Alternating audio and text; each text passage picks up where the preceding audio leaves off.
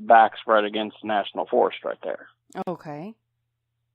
And this happened on the hill across the road from it, where my cousin's family had their side of the, I guess you call it the hill, because that's what I call it. We went up there like we normally did whenever we came down there to visit, and went up there into the woods and stuff like that, because they got like a natural springs up there where you can see stuff, and they got old fruit trees and stuff that still bear. And we started making our way up the little game trail that they kind of carved inside of the mountain to get up to the place. And we got about halfway up, we heard some noise. Not really thinking much about it, and and it is hunting season, or close to hunting season. I guess about 2 weeks before deer season started down there. We was thinking, well, maybe it's just buck or something like that moving around up there, trying to, get around away from everything. Well, we come up to the top of the ledge, which it kind of flattens out a little bit where the spring is. And probably maybe about 30, 40 yards away from when I come up over the ledge, because I was the first one up over the ledge, just happened to see what looked like a little monkey sitting there just kind of playing in the water, splashing around the water, and climbing the little fruit tree that was right beside it. And didn't really think nothing about it. Got a little bit closer. My sister and my cousin came up there, and they both kind of stopped and froze. I went about another 15, 20 feet in front of them, and just happened to get a glance at this little thing. It looked like a little orangutan is what it looked like to me. Mm. They told me to come back here a little bit. By this time, it had seen me, and it just let out a shriek and just started running back into the little pine woodland, which is what surrounded the mountain. And next thing we know, these two big 10-foot size southern yellow pines just start shaking. And when I, got back to where my sister and where my cousin was, I said, well, what's going on? And they said, we just need to get out of here. It's not a good situation that's going on. Mm. And I looked at him, I'm like, well, what do you mean? It's just a little monkey, Well, he said that last couple of weeks, something's been up there. It's been killing deer and stuff like that, snapping the necks.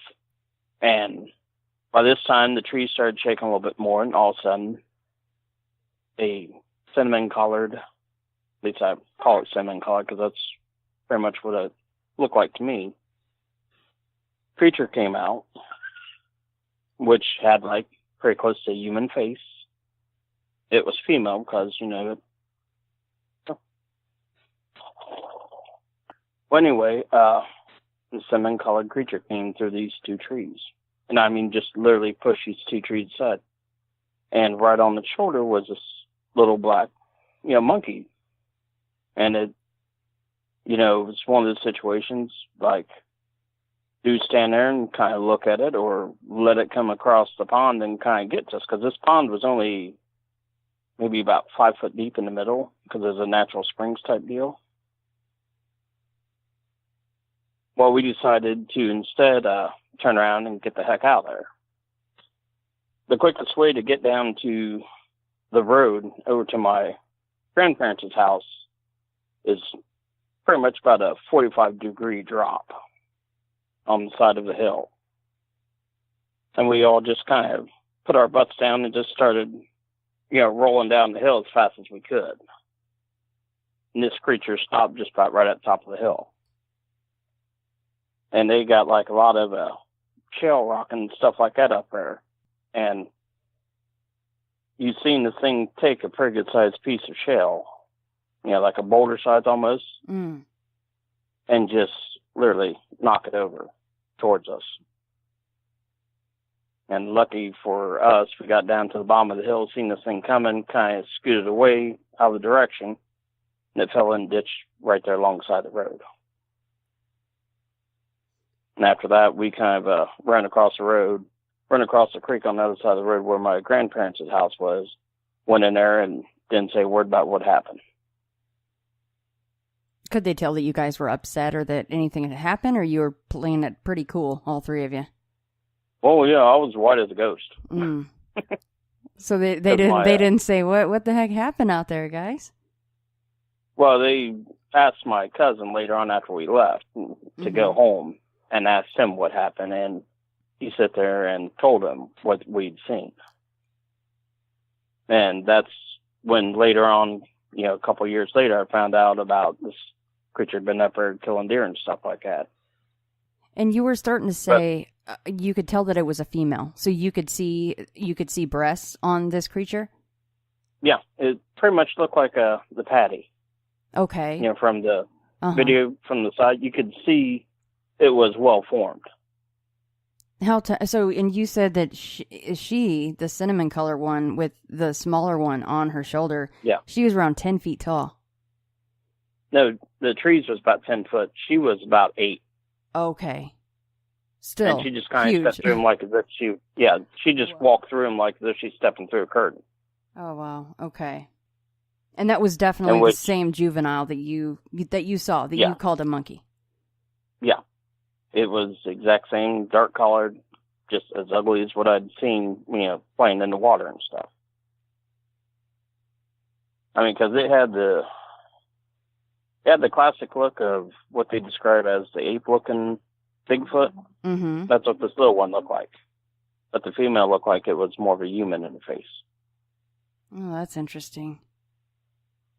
Do you think then that means that if you could have seen the father, that it would have looked more ape-like? I'm thinking it might have. Yeah. They've actually, I know that one of my cousins actually had some trail cameras out there along the forest line before my grandparents had died, and one of my uncles had bought the place and basically tore down their old house and built himself a new house. They actually had a couple of pictures of, this family unit moving around between the two areas. Really? You got to see these? Yeah. I actually got seen a picture of the male, and it looked like a silverback gorilla in the face. It had big sharp teeth and stuff like that. Mm. And they said whenever you heard something pretty good coming through the woods, to get out of the way, because that was him coming through. Yeah, I guess a 10-foot tree wouldn't really bother them too much, like you said, like moving through a curtain, right? Yeah, that's what it was, just like walking right through a curtain. That's the way she walked. So how about those pictures? I mean, I would assume that a lot of people, they don't want to get ridiculed or called, any names, so they probably keep the pictures private then? Yeah, those pictures, I don't know which one of my family members has them now, but I know one of my uncles has got them somewhere. Did you get any shots on the trail cams of that female that you saw or the juvenile?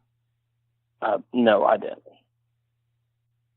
I heard on another podcast recently that the cinnamon, and this is really interesting that you're saying the cinnamon color one was female and she had a more human looking face, and then the darker one looks more like a gorilla with like a silverback gorilla. Ape face, and that is probably the father figure, if you will. That this guy was saying that the cinnamon colored ones, he finds them to be much more angry and upset, and then if it's a black colored Bigfoot, that they don't really bother anybody. I find that interesting, almost kind of like if you're thinking that they're the females and they're just guarding the young, maybe that's why they're more angry out there in the forest. Yeah, that's what I was kind of thinking, after I thought about it a long time ago, and you said something about you'd like to talk to me about it.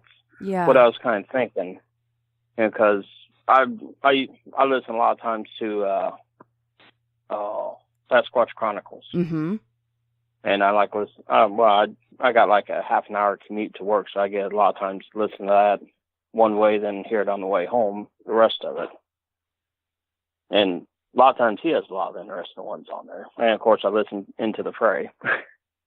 Well, thank you. Yeah. In fact, it was my friend Brandon who he messaged me, and he's like, you need to listen to this episode of The Confessionals, which is a good friend, with Wes, Tony is. And that was, you might have even heard this one that I'm talking about, but it's the guy that said he actually ended up, he killed one. He shot one in the face with some kind of turkey shot. And I didn't realize how violent of a round that can be until I was actually talking to Brandon about that. And I'm like, oh, because at first I was like, oh, please, you killed a Bigfoot with a turkey round? Like, that just sounds like BS. But I'm not a hunter. I didn't know. But it sounds like that's a pretty violent round. So that's what made me think of that. That is really interesting, Michael, that one's cinnamon and the other one's black. Yeah. I mean, they've talked over the years, because my grandparents was alive into pretty much the 90s, which they actually passed away. Like, my grandmother died, I believe it was 1997, because it's right before my son was born. And my grandfather passed away about 10 years later than that. And they had always talked about there was these creatures that would walk around on the lands up there and stuff right along the National Forest area. Because right up above their house, see, they had their house like in a valley. And right on top of their house, they also had a spring-fed pond with walnut trees and stuff up there. And they talk about it would be nothing to find dead animals up there and stuff like that had their, necks snapped. No, so these animals had their necks snapped, but was anything feeding on them? I mean, besides what might come afterward, or was it just more for a sport kill kind of a thing? They describe sometimes it looked like a sport kill just to get rid of the animal. Like if it was like a young one or something like that. But they talked about a lot of times like the bucks would have the heads missing, the half quarters missing, stuff like that. That's something really strong. Yeah. Did they ever have any, this is really neither here nor there, just as far as a biology standpoint, I think it's fascinating. Did they ever have any a bunch of walnuts taken or anything like that they could notice? When the walnuts would get ripe, something would come in there and start cleaning the ground of the walnuts. Well, the black walnut trees, they stood right around about 10, 12 feet tall. And they used to have a lot of walnuts fall when they came down.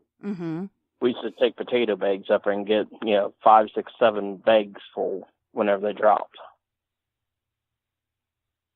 And it started getting down to close to the point where we was getting 1 or 2 bags and somebody else was getting the rest of it. Yeah, somebody, right? Yeah. Would they ever pick them off the top, or just maybe they knew that they weren't ready yet, so they had to wait for them to fall? I think more than anything, I think that they knew they had to wait for them to fall, because when they fall, it's like a real bright looking fruit. And when they fall and the walnut is ready, it kind of turns like a black rotting looking flesh. And it wouldn't taste good? It'd be like a real bad taste. Okay. If you would get it if it was too early. If you let it set up where it was able to fall and, pretty much mature, then it's great tasting. But if you tried to pick it up when it's still on the tree, it was real bitter. See, that's interesting. I didn't know that. So, thanks for kind of going with me down that road, because I wasn't quite sure if that was actually a point that kind of needed to be brought up. But whatever was taking it knew that it wasn't going to taste good if it was right off the tree. Yeah.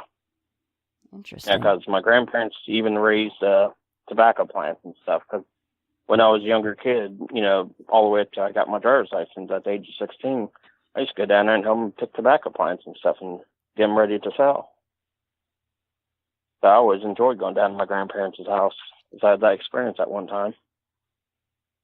Was any of the tobacco leaves messed with at all? No. No, it seemed like the creatures never came down into the valley. And they would go about halfway down. You could see where something had been moving around halfway, but they would never go completely down in the valley. So how far from the house was, like, the top where the trees were and some of these dead deer were found? How far would you guess that might be? From the valley of the house, if you was to go at the side, probably I'll say good 1,200 feet, maybe. And how much property did they own? Oh, they had like pretty close to 100 acres. Wow. That's a lot. It seems like a lot of people don't have that kind of land anymore. Do they still, does your family still own that property at all? Well, my uncle does, but he's kind of one of these recluse types where he's not really tickled with people coming around his property. Yeah. Well, I don't blame him. I mean, that's why you get a lot of property, right? So you don't have neighbors. Yeah. Well, I mean, there's groves of pine trees and stuff on there that I remember from being a kid and stuff that's still growing yet. So looking back on it, do you, or even now, I mean, if you go out there now at all, is there sign, like the classic signs that we hear about Bigfoot? Do you remember that being around at all prior to this sighting? Yeah, there was classic signs because my grandmother would always tell me, always be in the house by dark. No matter where you are on the property, make sure you're back at the house by dark. And so if you run through the pines or anything like that, you don't run, you walk. Oh, wow. That's creepy. Yeah. Did they ever tell you stories, like that they had ever seen anything or experienced anything? Well, she had told me one time, see, the way their house was, it was kind of, I call it an old hillbilly house, because they had the kitchen, the living room, stuff like that on the bottom floor.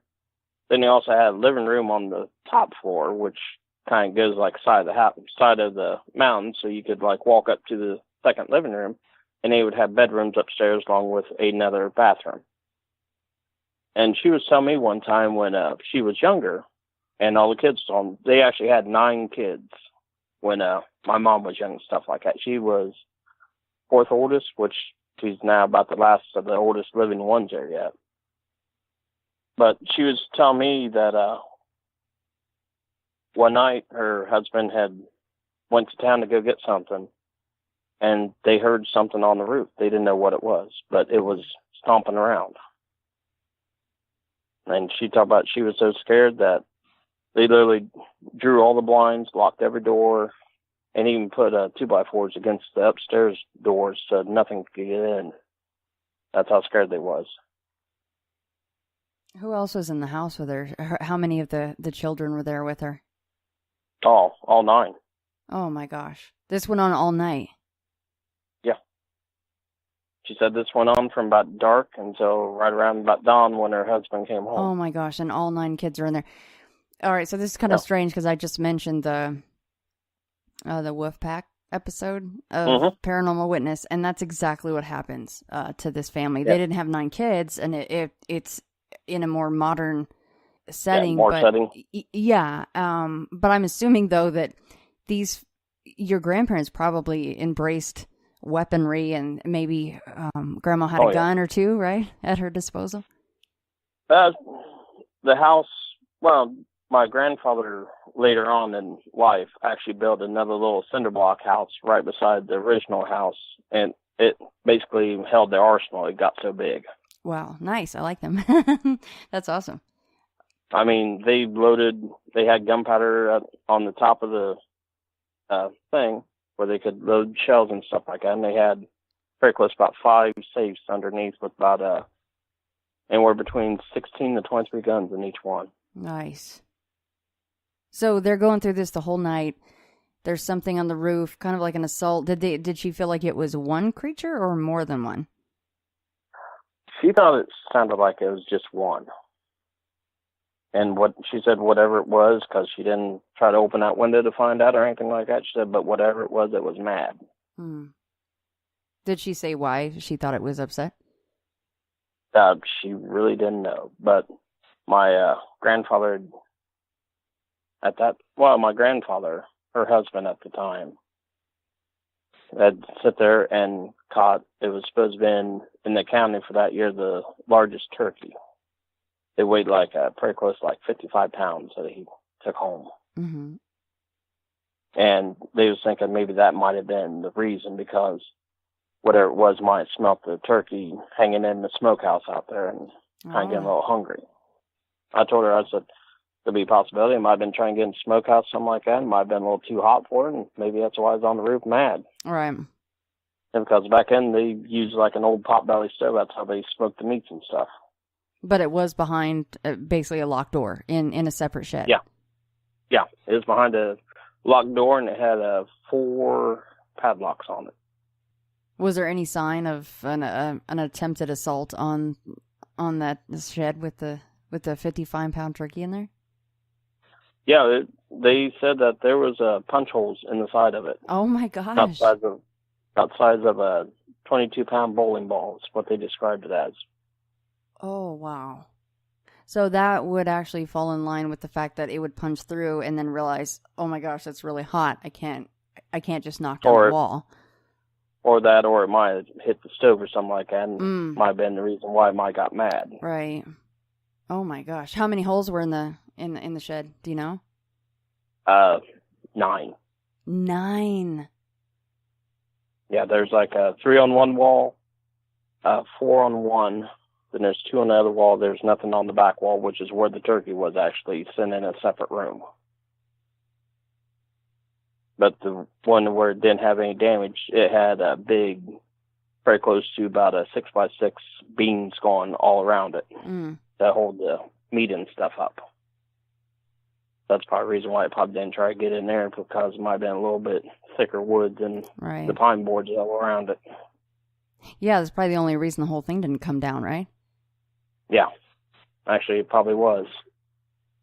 So he gets home, and I'm sure his wife isn't very happy, and the kids are freaking out. And so, I mean, did they have any other experiences besides that, or was that the only one that she told you? That's the same one she really told me that really kind of stood out to her. I mean, there was other ones that she had told me about, but she acted like it wasn't really nothing compared with what that was. Right. I mean, that's like an assault, and you're supposed to be safe in your home, and you're not feeling very safe, obviously. You're home alone with the kids. That would be actually quite horrifying. So, Michael, what about other reports from the area, even going back to when your grandparents lived there? Have you been able to find other reports?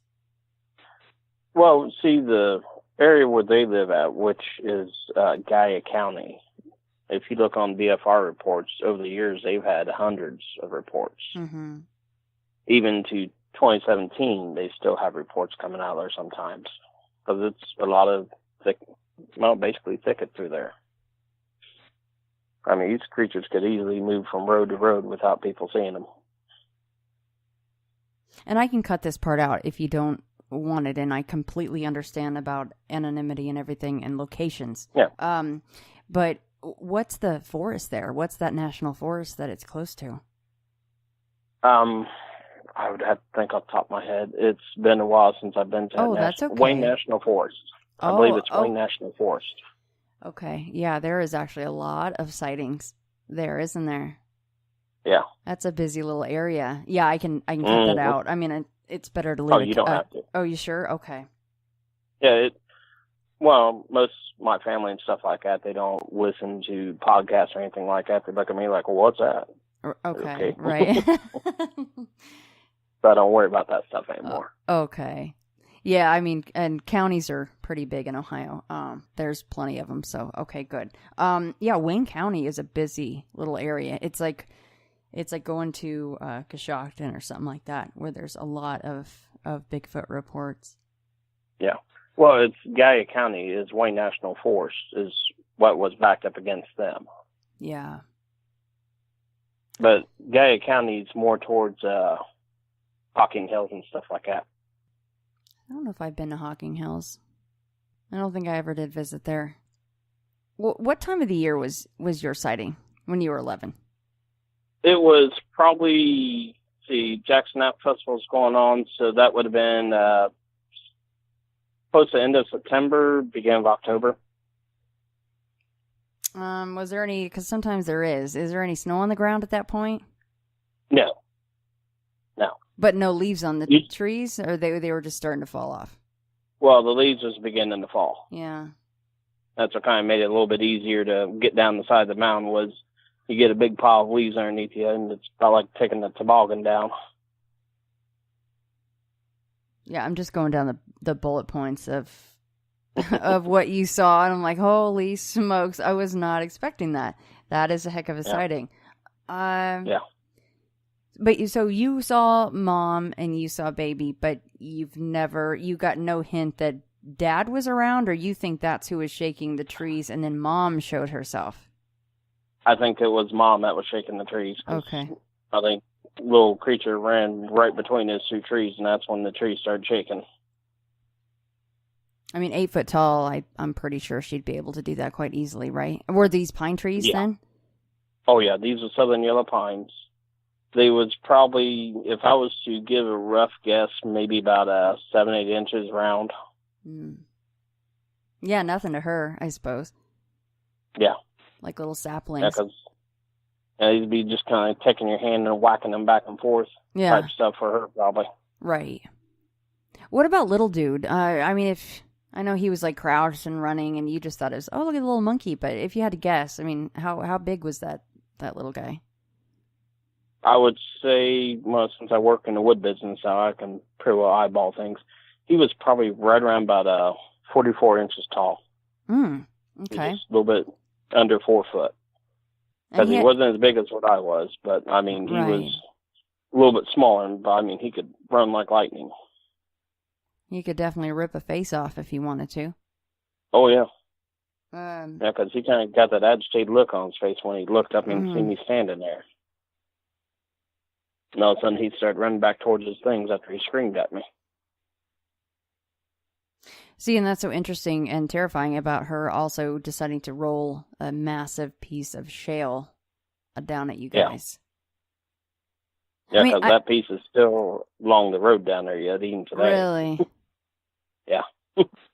I went down there Memorial Day weekend. I went down and put flowers on my grandparents' grave, and I went past the old place, and I mean, that piece is still sitting there yet. So if you guys hadn't have moved, like if for some reason you just couldn't have moved, it was just impossible, how would her aim have been?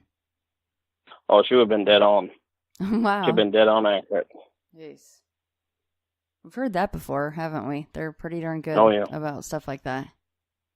Yeah, I mean, because she had a pretty good pickup of this thing, and then, I mean, she let go. It probably was about halfway down the side of the mountain before it started rolling real good. It was coming directly at us. Because it hit with enough force down there that it actually cracked the pavement. Now, some of that shale is a little bit brittle, but I think when you have a bigger piece, it probably has a little bit more strength to it, right?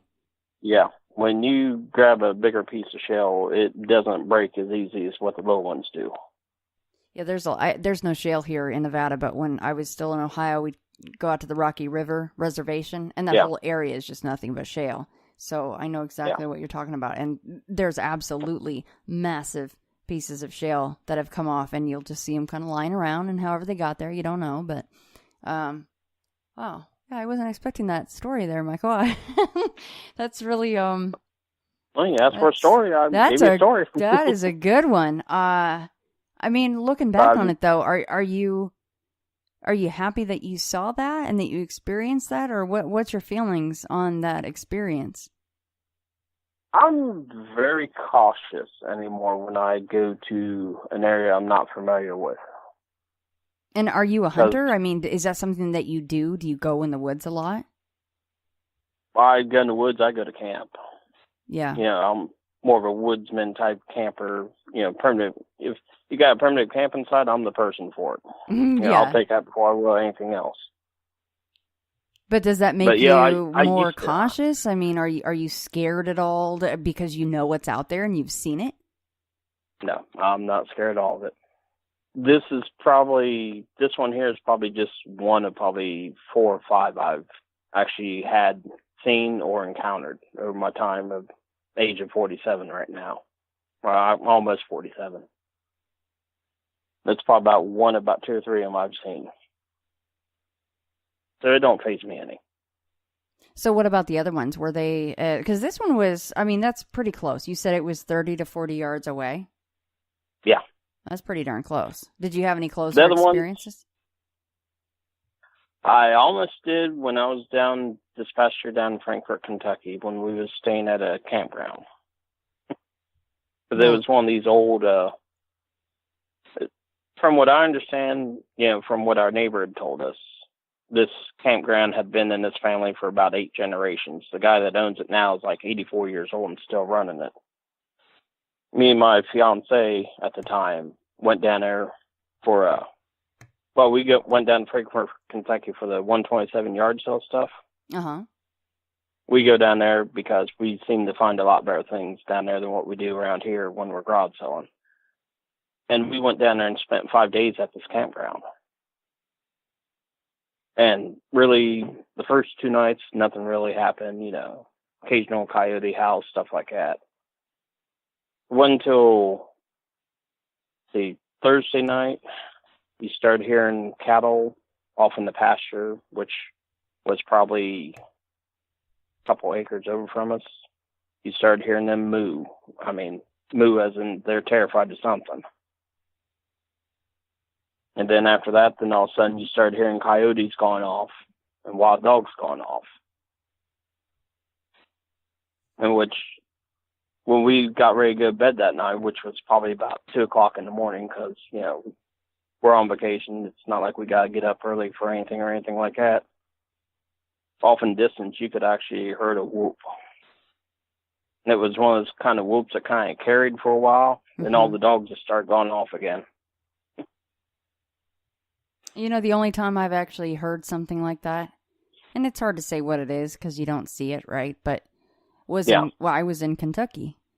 There was a whoop, and then there was actually one more whoop, and then a pack of coyotes started to go off. Yeah, sorry to interject, but that's interesting because that's the only time I've actually heard anything that maybe it was a Bigfoot, making a whoop, and then coyotes went off just the same. About 7, well, I'll jump to a different story here, then I'll get back to the Kentucky one again. Let's see, my son's 19, so about 6 years ago, we was over in Hocking Hills camping. And we stayed at a canoe livery place, which had like a primitive campground deal right down by the river. I was pretty well like I normally am when I'm at a new place I'm not familiar with. I'm kind of light sleeper. About 3 o'clock in the morning, across the river, you heard something lumbering through there. And I mean, you heard a whoop come from there. Then a little bit further down this river, you heard another whoop answer back. Mm. I told my girlfriend, which at that time later became my fiance, that was the one time I was upset I did not pack a gun. Yeah, I can understand that. Yeah, you feel more than exposed at that point. You're like, well, we're kind of screwed if something decides to come in. Yeah, because whatever it was big and it was lumbering because it was tearing up brush, it was tearing up trees, everything else as it was going down. Because there was railroad tracks on the other side of the stream where we heard this. And I mean, you could hear something starting to step on the tracks and kind of walking down across the bridge.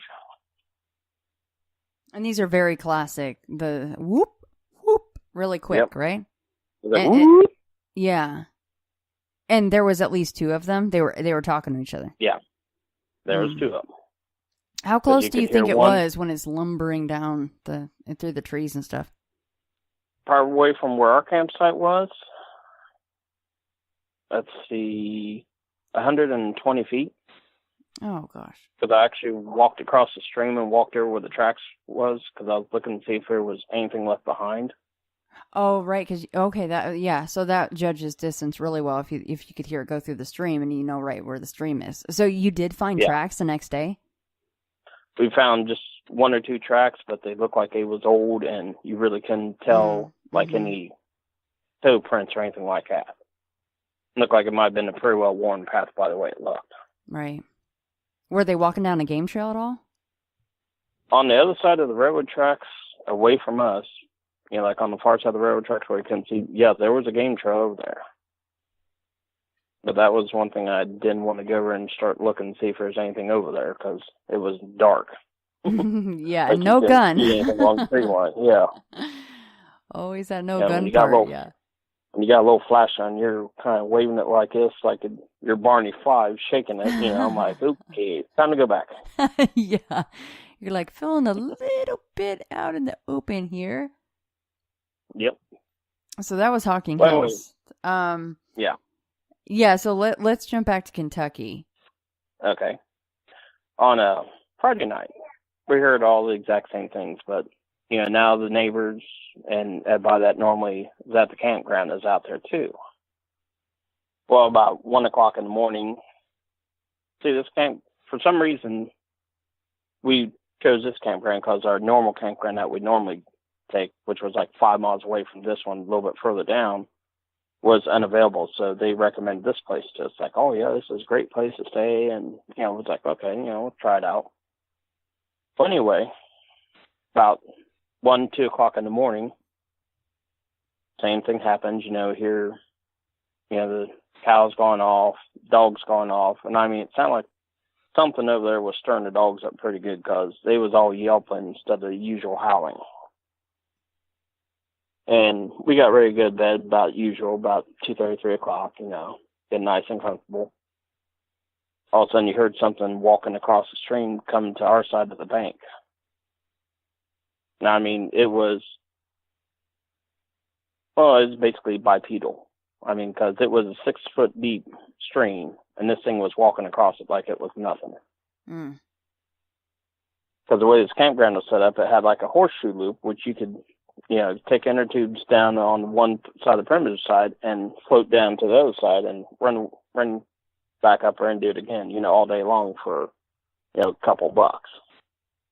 And when we was down there, you heard something come across that water, and I just happened to have a little bit better flashlight this time around because I bought a little bit higher dollar flashlight. I did have my gun with me this time too. I just happened to stick my head out the tent, see what might have been walking across, because I thought maybe it's a cow or something like that, trying to get across over to the pasture or something like that. About 600-700 feet away from me, I put that light on. I was looking down there. All I seen was 2 red eyes staring back at me through the trees. And this was, I want to say, good, maybe 9 foot tall off of the bank. Just kind of staring at me and just blinking. And I had asked, go ahead. Oh, no, that's okay. Go ahead, Michael. I'd asked one of the neighbors if they had any problems or anything like that around there, anything unusual. And, at first he didn't want to really talk about it, but after, 12 pack, he was talking, he was basically singing. He said that they was having trouble with, a couple Bigfoots kind of having territory problems. Oh, so he literally said that? Yeah. Because he said there was a blackish one, and he said there was a whitish one, which lived, a little bit over further down the stream. And I guess they was having a territory dispute as to where, I guess, our campground is, as to who's got control of that. Interesting. So the thought is 2 different clans battling it out, huh? Yeah, that's what I was kind of wondering about, because I was going to go down there a few weeks later because I'd seen the thing about Crypticon down in Frankfurt, and I'd said to my fiance, I'd be about tempted to come back down there for, but, I ended up having to work that weekend, so I couldn't get down there. But it was just one of those things, it was kind of like a wow type factor. Then the night, we got ready to go home.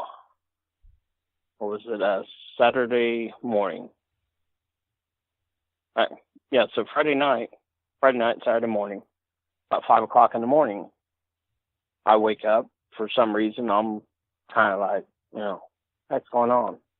All of a sudden, I just hear something, just a scream right outside of our tent. And when I mean scream, it's a scream I never heard of before. It sounded like a combination fox and I don't know what you else describe it.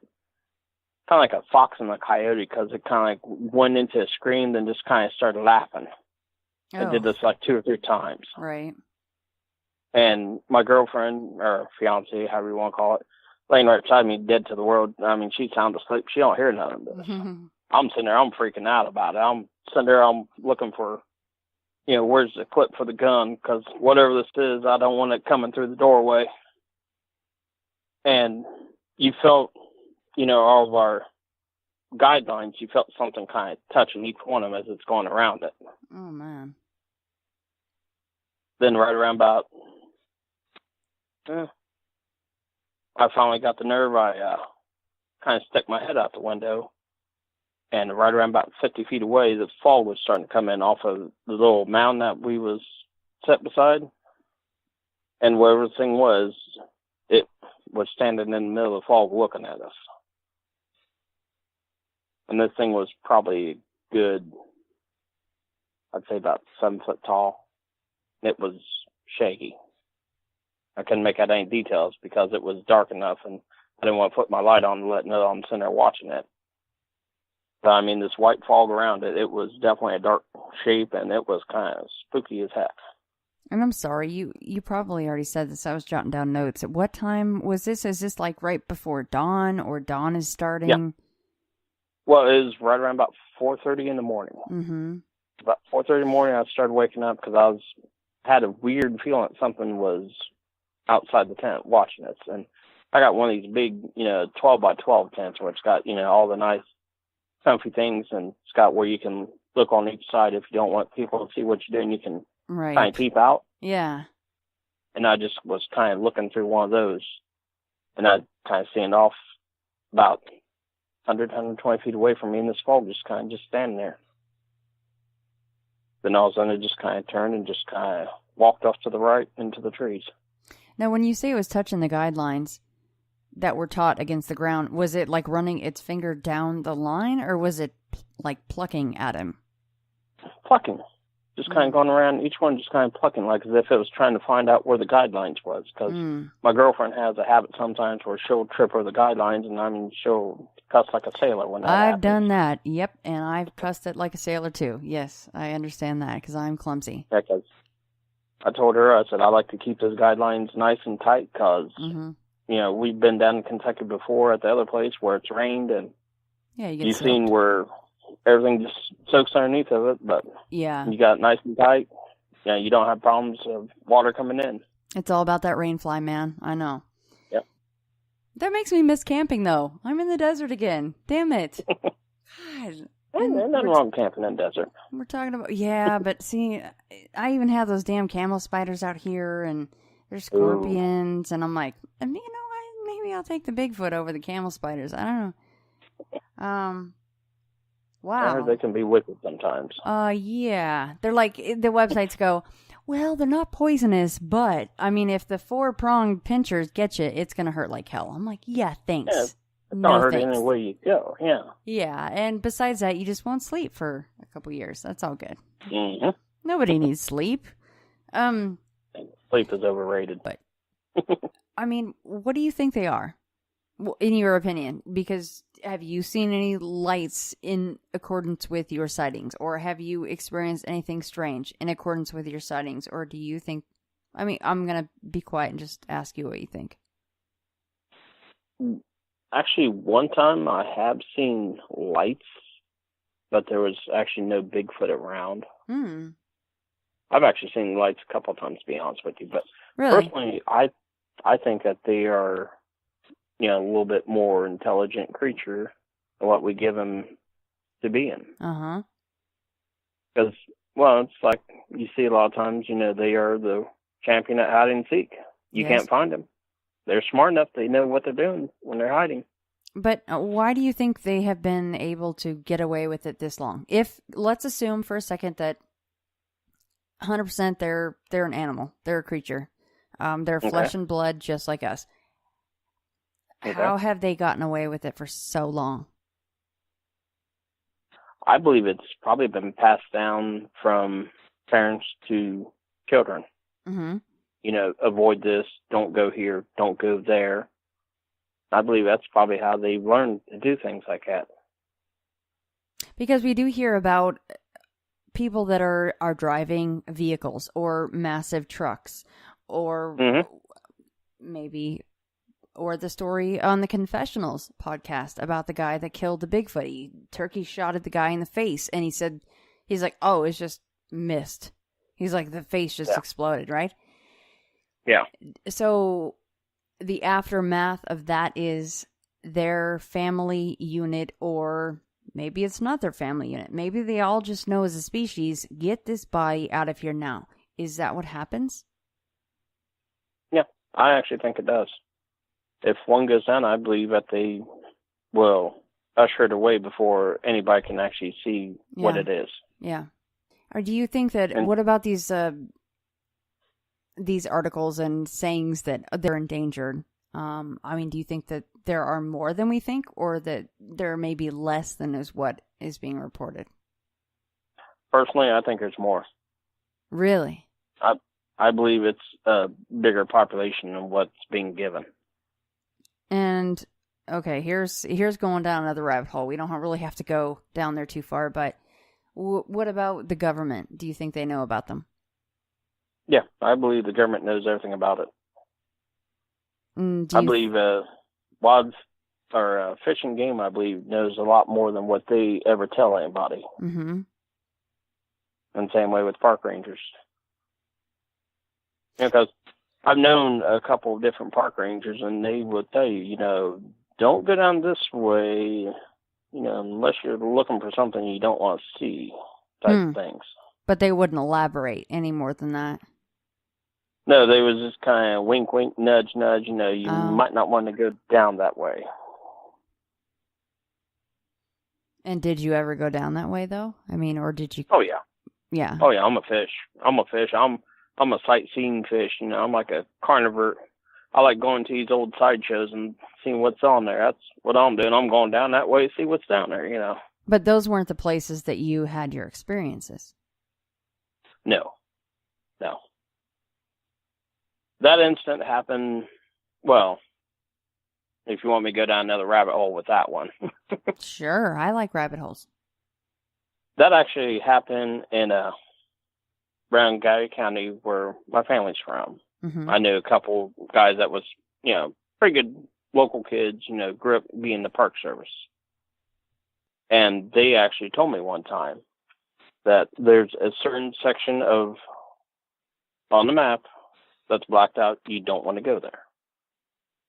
It said if you ever look up on our park maps up here on the board or whatever, you see a black or red section, you don't want to go in those areas, because they said that's due to unusual animal movements, is what they called it.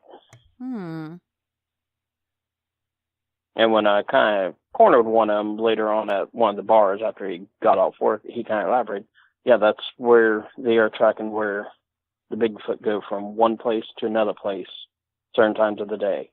The red areas is like where the females would have the younger ones. Wow. And the black areas would be where the adult males would be near in case something happened. Oh my gosh. So they had each area patterned out for male and female. Yeah, they had them patterned out. How high up was this guy that was at the bar that you caught up with afterward? My good friend he was probably second in command of the district there. So he was quite high up then, right? Yeah, he was very high up. He actually, at one time, offered me a job if I wanted one. I'm like, no, I'm not a fan of the force like that. So, but what if you hadn't seen what you've already seen? Do you think you would have taken it? Oh yeah, I would took it in a heartbeat. Yeah. But you're like, I'm not that in love with the forest to be in it every single day, all day. Yeah. It's like I told him, well, I work for a sawmill now. Uh-huh. That's what my livelihood's been for 20 years, because I'm a single father raising a young child at that time. Yeah. And, places like that, we would actually go to a more family-friendly campground than what we would go primitive. Unlike today, where now we're more primitive than what we would, family-friendly. But yeah, there was a lot of times he would tell me stories and stuff like that over Jar of Shine or something like that. He'd tell me stories that about make you cringe. What sorts of things would he say that would make you cringe? He actually told me of one time where they got a call out to check on a welfare check on a hunter who hadn't been seen by his family in almost 7 days. He was out there. He was supposed to be hunting white-tailed deer. And nobody had heard from him 7 days. His cell phone was pretty much dead because they kept trying and trying and trying. Eventually, just voicemail got filled up. When they went out to check on the guy, they basically found his camp completely tore up. Vehicle was smashed in. I mean, the glass was all smashed in, dents and everything else. To make a long story short, they found a foot at the campsite, and they found the rest of the guy in a probably a good 35, 40-foot tall sycamore tree, pretty much impaled on it. I mean, and was his retelling basically that they had to cover it up? Yeah. Wow. They literally had to cut that tree down, get rid of that tree, completely clean the area where the guy had been, basically reseed it, put new trees in there so nobody would know what happened there. And what did he say? Oh, we had to tell the family, ... Well, they just said it was a bear attack. Wow. That's what they told him it was. It was a bear attack that mauled the guy. Was this in Ohio? Yeah. Yeah, this was probably about 10 years ago. Oh, wow. That's not that long.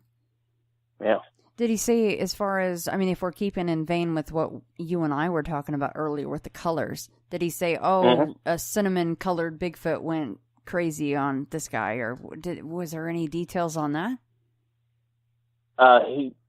He said that they found white hair around the area, in which, by the way he described it, the guy must have got 1 or 2 shots off at it because they'd found skin and stuff like that where they might have grazed it. They definitely said it was white hair, like an old person white hair, how it's fluffy, like that. Did he say they definitely said? I'm sorry. Go ahead, Michael. Well, he definitely said that there was 2 different sets of tracks there. One was about 24 inches, the other one's 18. 24 inches. Mm-hmm. Did he say that this was a situation where, I mean, he's got a few drinks in him, so he's like, oh yeah, the whole military came in, it was black helicopters and Humvees all day taking care of this, or was it more a local movement to handle the scene there?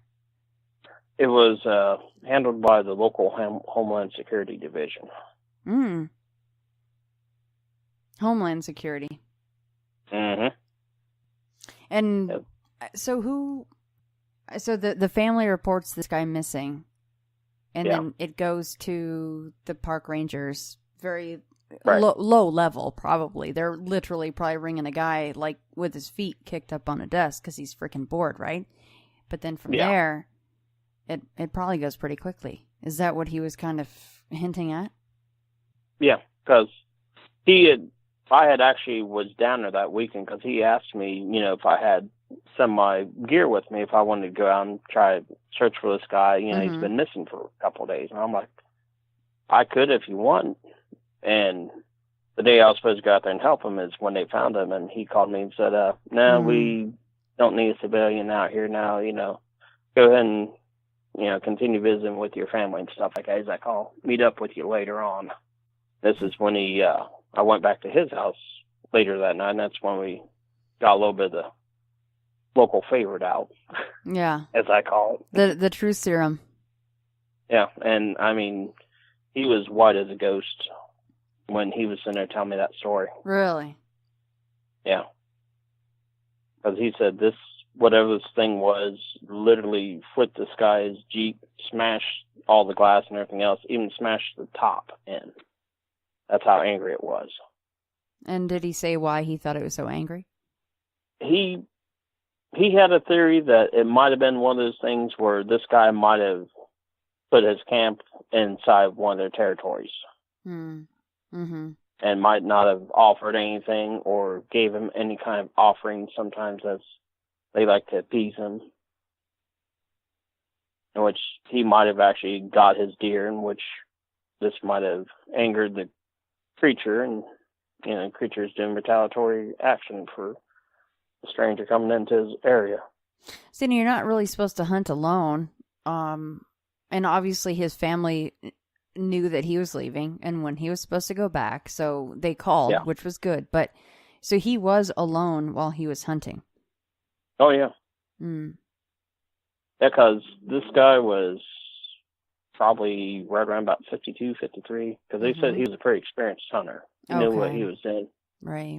He hunted all of his life from teenage years up to then. Yeah, I could see feeling confident. You're like, well, I've been doing this since I was a kid, so I'm going to go out and handle business. Yeah.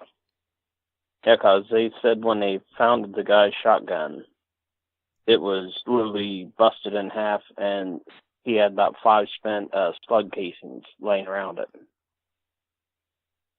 But right in one area. So he wasn't running and shooting, he was standing and shooting. Yeah, he was standing his ground shooting at whatever was coming at him. Oh, gosh. Was there any blood from this thing, whatever he was shooting at? Well, they said all they really found was just some spatter and basically some white hair and some skin. That's all they found. So I guess if we're going with the conspiracy vein, which may not be conspiracy, of course, but they probably burned the hair, got rid of the blood, the whole thing is taken care of. Like you said, the tree was just completely annihilated. The tree was taken down and completely cut up for firewood, everything else. And, where the guy's camp was and stuff like that, there was a whole new group of pine trees put in there where nobody would see it. So, Michael, why do you think... I mean, I've said this before, and it's much in a joking manner, but it's not. Why out of all the road sightings or, the hunters blowing heads off, if that's what they claim, why hasn't anybody come across one that's dead and is able to hack off a finger or hack off a forearm or, take enough of a clump of hair and stick it in a bag or wherever to we get DNA and we can actually prove this thing? I mean, do you think that that's going to happen? Personally, I think that it could happen, but I think by the time it would actually make it to public, it'd already be claimed it was dirty or it was insufficient or something like that. Yeah. Or is switched out. Which is a good point. You make a good point because that has happened. They say, well, we got some weird DNA, but some human in the lab contaminated it. We have heard that before. Yeah, because I used to watch all the Monster Quest ones about Bigfoot. I mean, I bought the season of Monster Quest with the Bigfoot ones in it. I didn't care about anything else. I was watching the Bigfoot ones. Yeah. And, if you ever watch how they do some lab work, it's very easy that somebody could accidentally contaminate it. So it wouldn't surprise me if it was a possibility of it happening. But I think that, personally, I think that we would probably really never, ever find out about it because of the simple fact it would be contaminated before you would even hear about it in the public. Or it'd be misidentified. Yeah, you hear people say, well, we can handle the truth, and not to sound like men of honor or anything, but I don't really know that we can handle the truth at all. I really don't. Most people, I don't think they would go camping anymore. They would sell their RVs, and the economy would take a huge hit. Yeah, anybody that lived in the countryside, they knew these things was in the back of their houses or anything like that.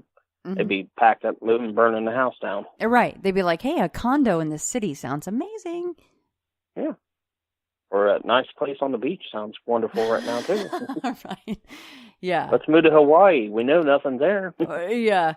Like, oh, high cost of living? Who gives a shit? Let's go. Yeah. Yeah, I completely agree.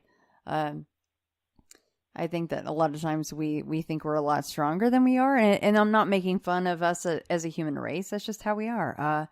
We're a lot more fragile physically and mentally than we like to think. That's just how it is, guys. Sorry. Oh, I believe we are very, very fragile mentally. I mean, good example, look at the clown incident from a couple of years ago, how people was losing their minds over that. Yeah. Yeah. You know, to me, I'm like, okay, there's a guy standing there in a clown outfit. You know, what's he going to do if he pulls something out and starts coming at me? He's going to meet Then some it's 45. a problem. Yeah. Yeah, he's going to meet 45, you know, real quick. But if he's just standing there just trying to irk me, he ain't going to get shit out of me. Yeah, it's funny what goes, they call it viral, right? Like, what really gets us is a guy in a clown suit. Just, I mean, of course, if you mess with the kids, I mean, you're going to have problems because you're going to have moms with, I mean, just their straight fingernails ripping your face up. Yeah, if you mess with my kid, yeah, you're going to deal with the double edge here. You know, yeah. It's going to pretty well plow you over. Yeah, I don't even need a gun. I'm just going to handle business right now. We're good. Especially not in that moment. You know, if there's the life or death, or especially your child's life or death, or if you even think they're going to get hurt at all, that's just human instinct. You're going to handle business. Yeah, see, niceness goes off and Mr. Meanie comes out. Yeah. Yeah, we're pretty nice people, but... Yeah, which kind of makes me wonder maybe if that's what happened with, you know, way back in. Maybe that's the reason why she was kind of getting all peeved. Right. Yeah.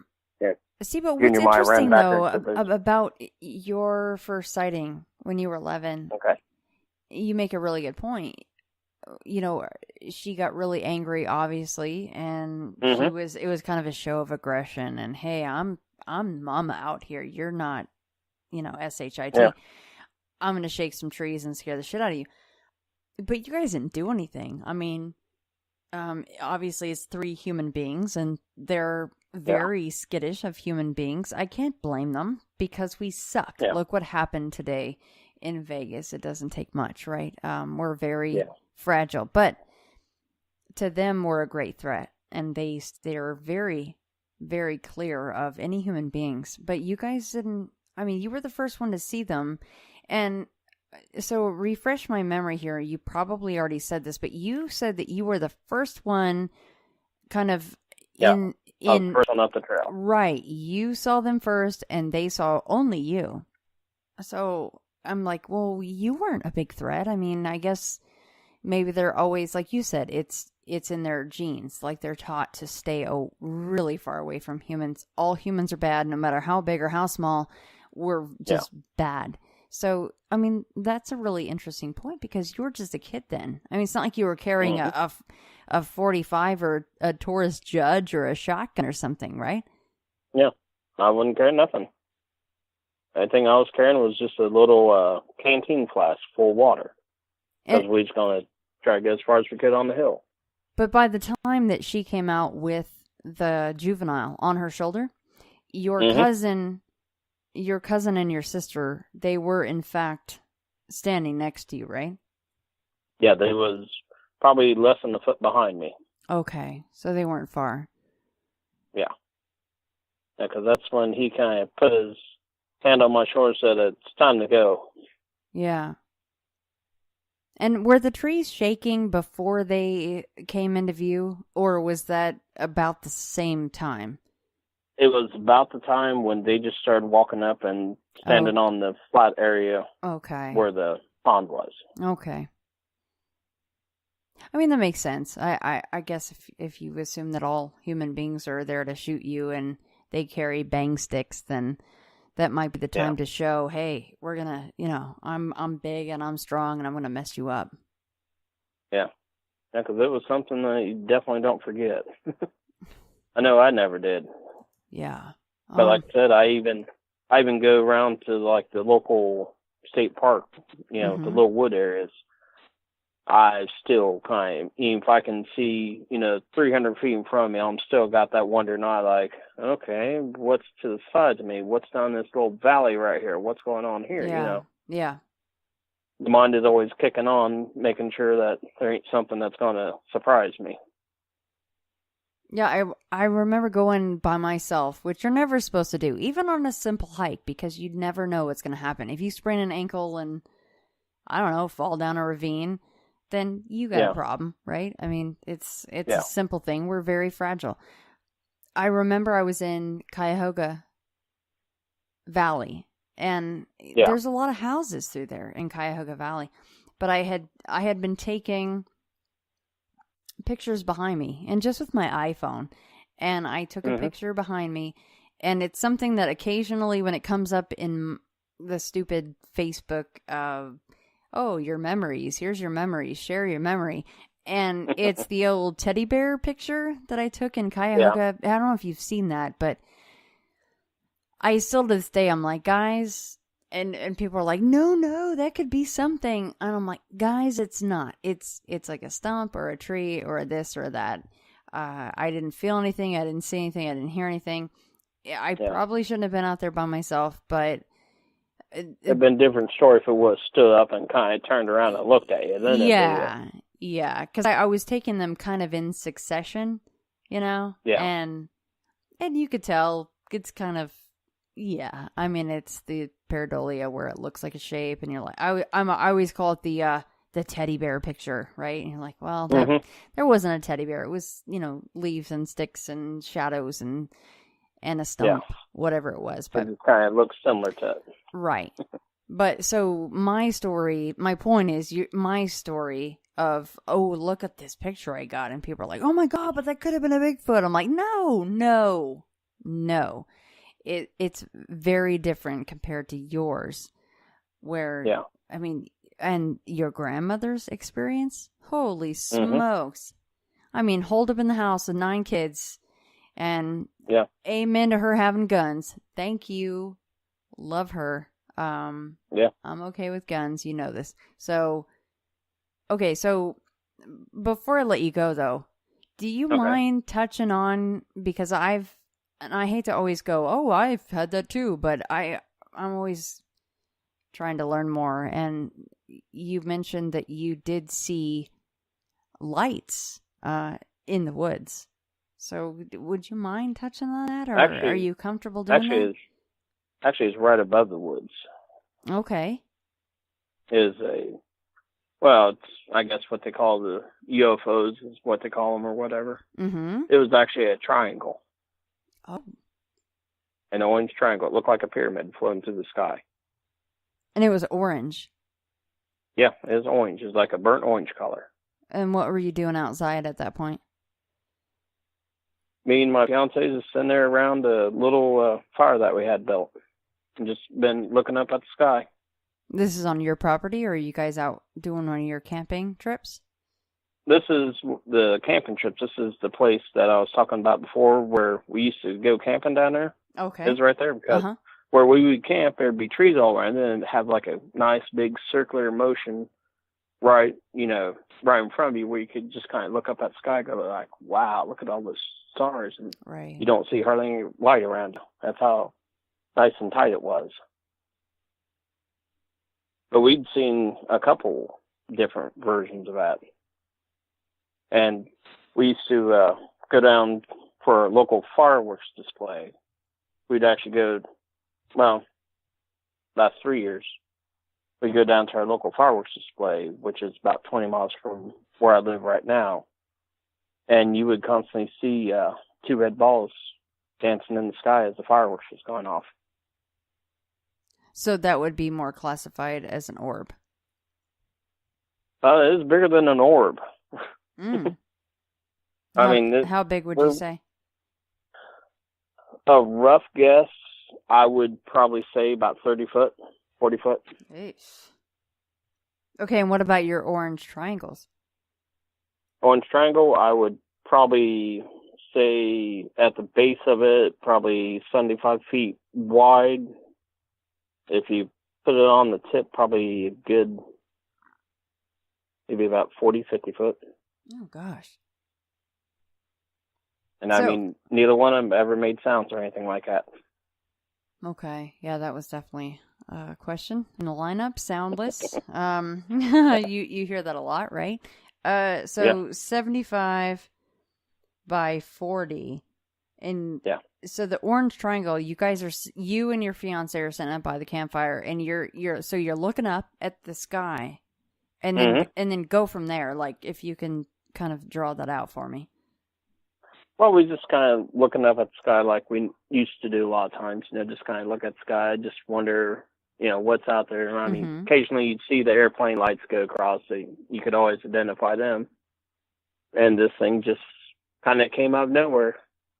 It just came from the bottom half of where the canopy was, and just kind of slowly went across.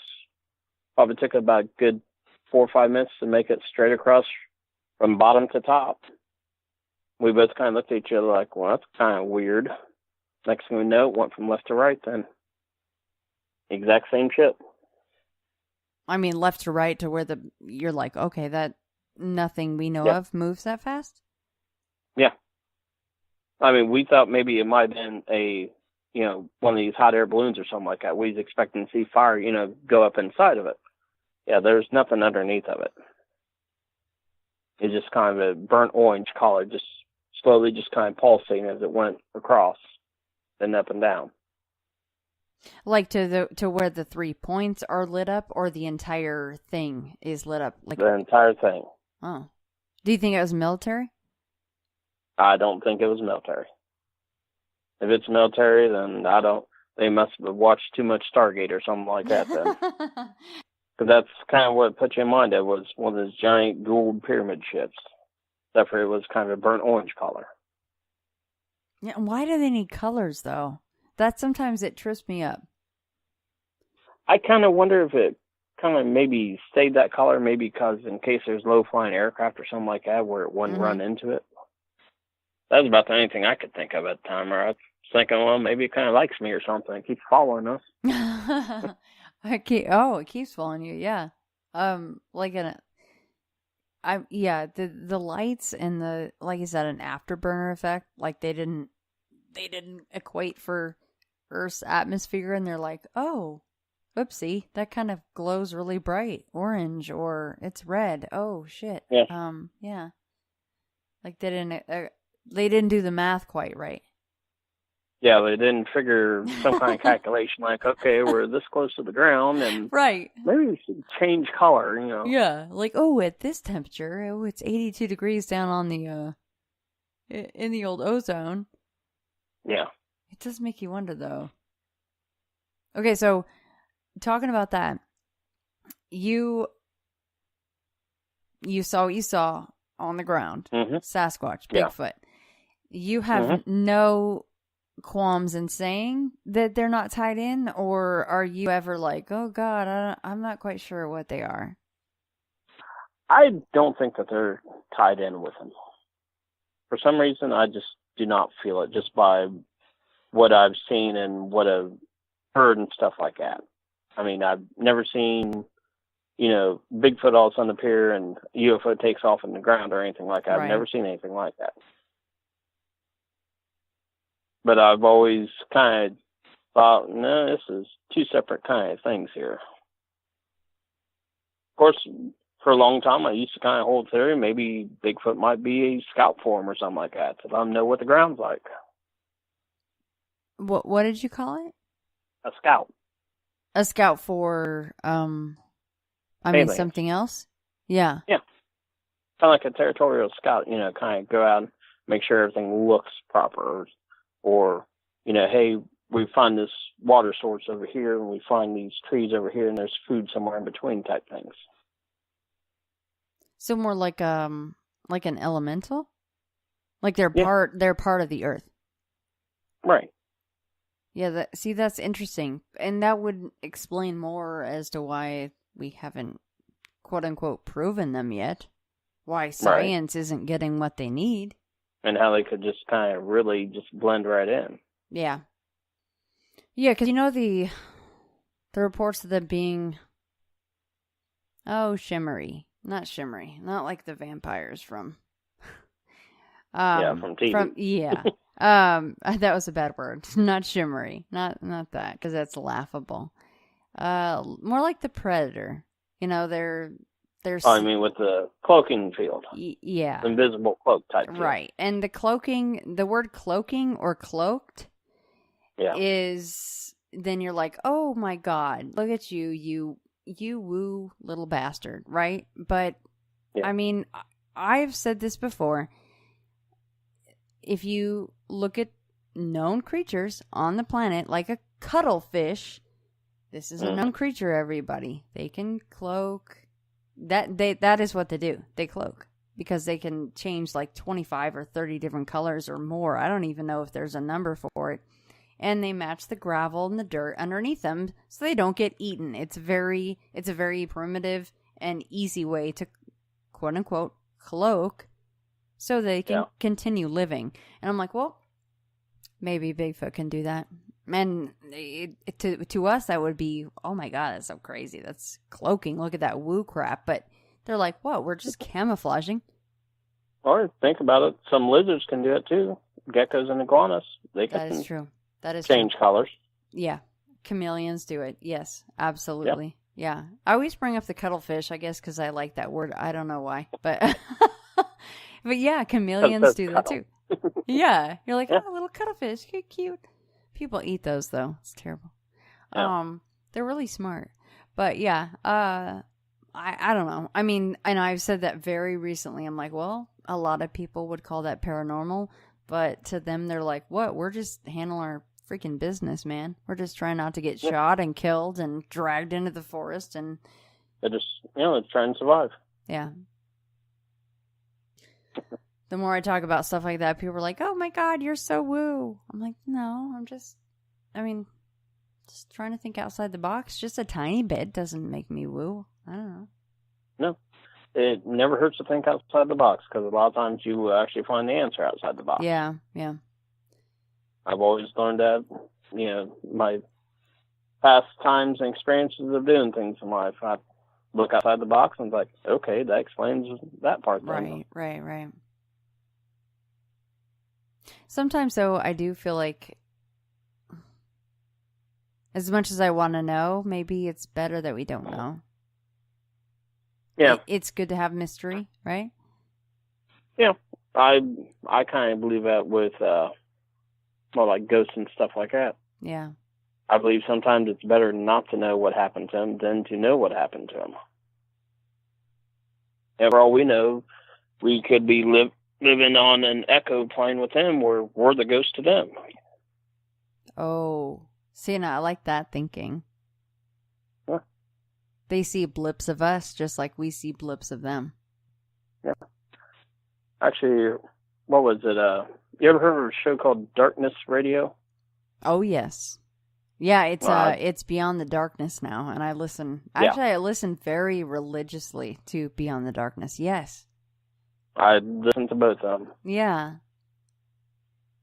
And I've always been fascinated with some of Dave Schrader's theories on some of that stuff like that. Yeah. So I'm like, well, that does kind of make sense. If we're seeing them, they're seeing us. That would kind of make kind of odd. Well, scientists have been talking about the fact that there are other dimensions. That's proven. That's not something that's laughable in the science community. So it's not that far off. Yeah, I've always suspected that there's more than one dimension. There's probably more than one of me. Probably somewhere else. I'm probably happily married and multimillionaire in the dimension. Who knows? Living in the Playboy Mansion or something, right? Yeah. He's Hugh Hefner. Yeah, I was just going to say he's related to Hugh. And now that Hugh is gone, rest in peace, Hugh Hefner. He's a pioneer. I know. But hey, you're related to him and you're just living it up in the grotto, right? That's right. I take over his throne. I get to do what he gets to do. Okay, so talking about the dimensions then, does that mean, do you think that, all right, so this is another rabbit hole, but people talk about, I pop my pineal gland and I can astral travel and all this stuff. And people are like, oh my God, you freaking woo, you weirdo. Don't talk about that crap. You go smoke your weed and shut up. But what if Bigfoot can just access that much more of its brain and it can just pop in and out of another dimension? I don't know. Or it might have like a certain type of deal where it might just be able to rip the veil, walk through, and close it right behind it. God, that would be badass to be able to do, wouldn't it? It'd be badass, but it'd be scary as hell, because if he does that in front of you, then walks right behind you. You don't know he's there. You're like, where'd this curtain come from? What is this, The Matrix? Yeah. Yeah. Well, you kind of look at that stuff. Yeah. No, yeah. I mean, really. But okay, I'm going to cut off here because it's 11:15 now my time, so I got to get my rear into bed because I got to get 5:30. Super late. Hey, thank you so much for your time.